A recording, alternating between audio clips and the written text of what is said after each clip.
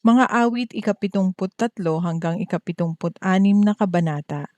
Sa mga kabanatang ito, mababasa natin ang mga awiting tungkol sa pag-unawa sa katarungan ng Diyos, kanyang kapangyarihan sa mga bansa, at pagtitiwala sa kanyang paghahari. Mga awit ika-73 kabanata. Ang katarungan ng Diyos. Kay buti ng Diyos sa taong matuwid, sa lahat ng taong ang puso'y malinis.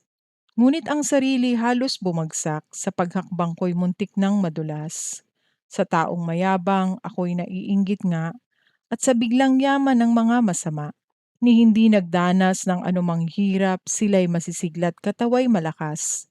Di tulad ng ibang naghirap ng labis, di nila dinanas ang buhay na gipit. Ang pagmamalaki ay kinukwintas at ang dinaramit nila'y pandarahas. Ang tibok ng puso'y pawang kasamaan at masasama rin ang nasa isipan. Mga ibang tao'y pinagtatawanan ang yayabang nila. Ang layon sa buhay ay ang pangaapi sa kapwa nila lang. Diyos mang nasa langit ay tinutungayaw, labis kong mag-utos sa mga nilalang. Kaya sumusunod pati lingkod ng Diyos, anumang sabihi paniwalang lubos. Ang sabi, ang Diyos walang nalalaman, walang malay yaong kataas-taasan. Ang mga masamay ito ang kagaya, di na kinukulang ay naghahanap pa. Samantalang ako malinis ang palad, hindi nagkasalat lubos na nag-ingat, at aking natamoy kabigo ang lahat. Diyos, pinagtiis mo ako ng hirap, sa tuwing umagay parusa ang gawad. Kung ang mga ito'y aking sasabihin, sa mga lingkod mo ako'y magtataksil. Kaya't sinikap kong ito'y saliksikin, mahirap-hirap mang ito'y unawain. Gayunman sa templo'y doon ko natuklas na ang masasama ay mapapahamak. Dinala mo sila sa dakong madulas upang malubos na kanilang pagbagsak. Walang abog-abog sila ay nawasak, kakilakilabot yaong naging wakas. Parang panaginip ng ako'y magising, pati anyo nila'y nalimutan na rin. Nang ang aking isip hindi mapalagay at ang damdamin ko'y labis na nasaktan, di ko maunawa para akong tanga, sa iyong harap ay hayop ang kagaya. Gayon pa may sinasamahan mo ako, sa aking paglakad ay inaakay mo. Ang mga payo mo'y umakay sa akin, marangal na ako'y iyong tatanggapin. Sino pa sa langit kundi ikaw lamang, at maging sa lupa'y aking kailangan. Puso ko't kaluluwa kung nanghihina man, ang Diyos ang lakas kong tanging kailangan. Yaong hihiwalay sa iyo'y mamamatay, at ang nagtataksil wawasaking tunay. Ngunit sa sarili, tanging hangarin ko, sa piling ng Diyos manatili ako. Sa piling ng Panginoong Yahweh, ako'y mapanatag, ang kanyang ginawa'y aking iahayag. Mga awit ika-74 na kabanata, panalangin upang iligtas ang buong bansa. Panginoon, bakit kami itinakwil habang buhay? Bakit ka ba nagagalit sa tupa ng iyong kawan? Iyo sanang gunitain ang tinipon mo nung una, itong lahing tinubos mo't itinakda na magmana, pati ang Zion na iyong dating tirahan. Lapitan mo ang naiwan sa winasak ng kaaway, ang guho ng santuario mo na sinira ng lubusan. Ang loob ng iyong templo'y hindi nila iginalang, sumisigaw na nagtayo ng kanilang Diyos-Diyosan. Ang lahat ng nasa loob na yari sa mga kahoy, magmula sa pintuan mo'y sinibak at pinalakol. Ang lahat ng inukitang mga kahoy sa paligid, pinalakol at dinurog ng kaaway na malupit. Ang iyong banal na sangtuaryo ay kanilang sinigaan, nilapastangan nila't winasak ang templong banal. Sa kanilang pag-uusap ay nagpasya ng ganito, hindi natin sila titigilan hanggang di pa natatalo.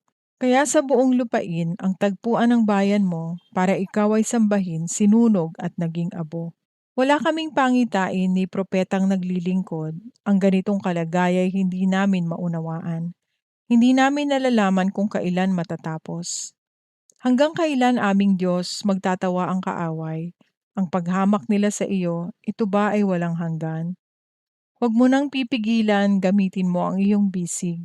Kanang kamay mo'y kilos, kaaway mo ay iligpit.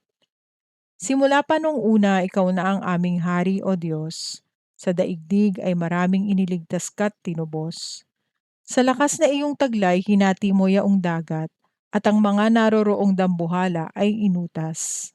Ikaw na rin ang dumurog sa mga ulo ng Leviathan at ginawa mong pagkain ng mga nilikhang nasa ilang. Mga batis, mga bukal, ikaw rin ang nagpadaloy. Ginawa mong tuyong lupa ang maraming ilog doon. Nilikha mo yaong araw, nilikha mo pati gabi. Nilikha mo yaong araw, buwat talang anong dami. Ang hangganan ng daigdig ay ikaw rin ang naglagay, at ikaw rin ang lumikha ng taglamig at tag-araw. Ngunit iyong gunitaing nagtatawa ang kaaway, yaong mga masasamay dumudusta sa iyong ngalan. Huwag mo sanang tutulutan na ang iyong mga lingkod, maiwan sa kaaway na ang kamay walang taros. Sa kanilang pagdurusay, gunitain silang lubos. Yaong tipang ginawa mo ay huwag mong lilimutin, ang masamay naglipana sa pook na madidilim. Laganap ang karahasan kahit saan sa lupain. Huwag mo sanang itutulot na ang api mapahiya, bayaan mong ang ngalan mo'y purihin ng dukhat aba. Kami iyong ipaglaban, aming Diyos, bumangon ka. Pagmasdan mo yaong hangal na maghapong nagtatawa. Ang hangarin ng kaaway ay huwag mong lilimutin. Ang sigaw ng kaaway mo'y patuloy at walang tigil. Mga awit 75 kabanata. Diyos ang siyang huhusga. Salamat o Diyos, maraming salamat. Sa iyong pangalan kami tumatawag upang gunitain sa lahat ng oras ang mga gawa mo na kahanga-hanga. Wika ng Panginoon, sa takdang panahon, walang pagtatanging ako ay hahatol. Itong mundong ito'y kahit na mayanig, maubos ang tao dito sa daigdig, ang saligan nito'y aking ititindig. Sabi ko sa hambog sila ay mag-ingat, at ang masasamay huwag magpasikat.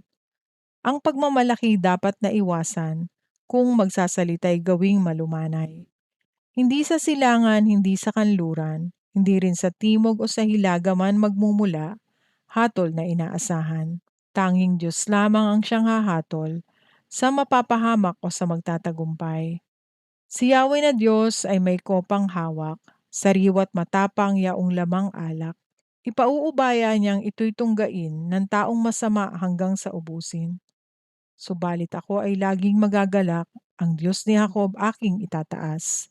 Lakas ng masamay papatiding lahat, sa mga matuwid na may itataas. Mga awit 76 na kabanata. Diyos ang magtatagumpay.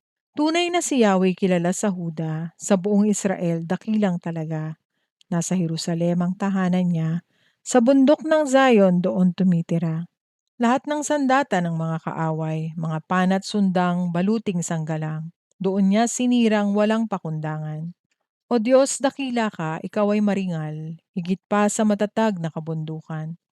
Walang magawa, matatapang na kawal. Binawi ng Diyos ang taglay na samsam. Nahihimbing sila at nakahandusay, ang lakas nila lahat ay pumanaw. Nang ikay magalit o Diyos ni Jacob, sakay at kabayo'y pawang nangalugmok. Ikaw o Yahweh kinatatakutan, sino ang tatayo sa iyong harapan kapag nagalit ka sa mga kinapal? Sa iyong paghatol na mula sa langit, ang lahat ng mundo'y takot at tahimik. Nang ika'y tumayo't gawin ng paglitis, naligtas ang mga api sa daigdig. Ang matinding galit sa iyo ng tao, hahantong sa lahat sa pagpuri sa iyo. Silang nangaligtas sa mga labanan, laging magpupuri at magdiriwang. Mga pangako mo kay Yahweh, iyong Diyos, ay iyong tuparin ng tapat sa loob. Dapat na magdala ng mga kaloob ang lahat ng bansa sa iyong palibot. Hambog na prinsipe ay ibinababa, tinatakot niya harimang dakila.